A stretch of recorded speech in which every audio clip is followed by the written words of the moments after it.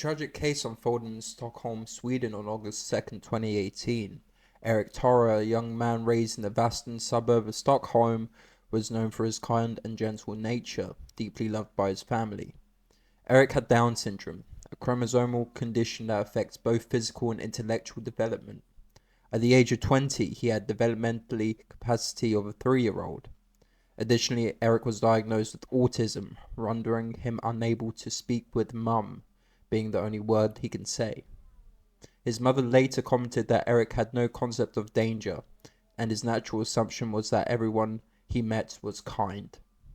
Due to his conditions, Eric spent most of his time at his home under the close supervision of his parents. However, on Wednesday, August 2nd, Eric decided to venture down on his own. In the middle of the night, he quietly slipped out of the front door, even though he was not supposed to leave the house unattended. It wasn't the first time Eric had managed to sneak out undetected. Before leaving, he grabbed a toy gun from his collection.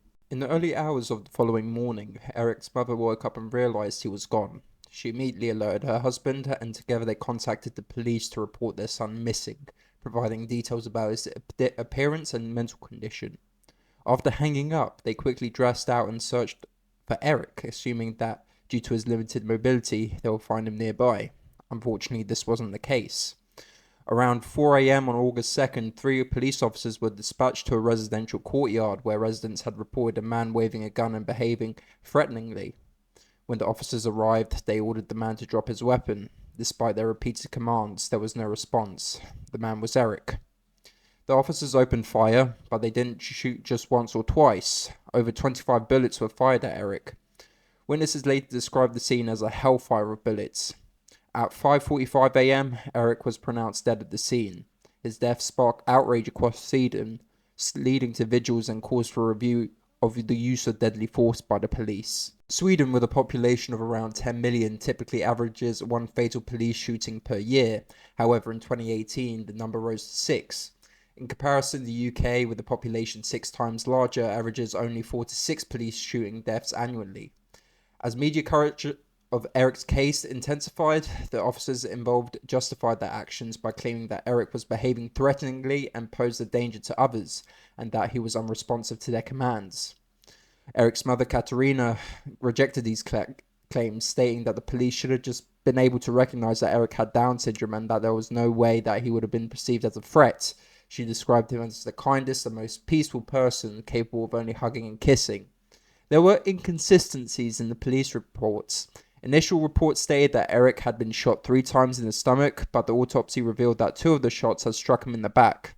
The location of these gunshot wounds raised significant questions. If Eric had been truly a threat, the shots would have been fired from the front. The fact that he was shot at the back indicated that at some point he had turned away from the officers, and the fatal wound was inflicted when he was no longer facing them. The discrepancies in the police statements and the evidence led to doubts about the justification for the shooting. The Swedish Police Authority launched an investigation, and the officers involved were temporarily suspended while the incident was thoroughly reviewed. The investigation ultimately concluded that the officers were justified in firing Eric, as there was no way of knowing that the gun was a toy or that Eric had developmental challenges. Their training dictated that they neutralize any perceived threat effectively, which in this case meant shooting to kill. A Swedish officer explained that their training emphasized on being offensive and neutralizing a threat until it no longer was a harm to others, even if that meant that the suspect had to be killed. The investigation also highlighted the types of ammunition used by the Swedish police, which expands on impact, causing immediate and severe injuries intending to stop the target instantly. However, the report also criticized the officers for continuing to shoot after Eric had turned away from them. At that point, he posed only a minimal threat, and they have stopped shooting. Eric might have survived. The report's author states that the officers failed to follow proper procedures, which could have led to them to realize that Eric was not a threat. As a result of the investigation, 2 of the officers were charged with negligence and misconduct, and the 3rd was charged with causing another person's death. However, during the trial, the officers provided additional context. They claimed that when they first encountered Eric, they believed that he was a wanted suspect who had violently attacked his partner and threatened to kill her. They were unaware that the actual suspect already had been arrested, as this information was not updated in their police systems. The officers also disputed that the evidence regarding the location and sequence of the shots, arguing that it was impossible to determine Eric's exact position where he was shot, despite the bullets being in his back. They maintained that they made a split-second decision to protect the public, which is exactly what their training required.